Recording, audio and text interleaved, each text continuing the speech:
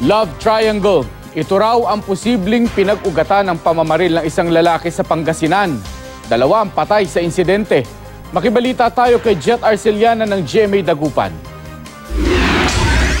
Nakikipag-inuman sa kanyang kaibigan sa Barangay San Vicente, Urdaneta City, Pangasinan nang barilin sa ulo si Rosalie Bagalanon.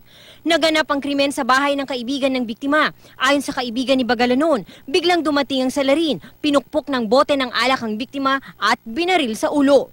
Mula dito sa loob ng bahay kung saan unang binaril ng sospek yung babaeng biktima, naglakad na yung sospek, palabas na sana siya dito sa compound nang bigla naman niyang masalubong yung lalaking biktima doon sa daanan at dito na rin ulit nangyari yung pangalawang insidente ng pamamaril. Itinakbo sa ospital si Philip Lucao, asawa ng kaibigan ni Bagalanon. Kalaunay binawian din ng buhay si Lucao dahil sa tama ng bala sa ulo. Sospek sa krimen ng security guard na si Ramil Elegores alias Apeng, na live-in partner pala ni Bagalanon.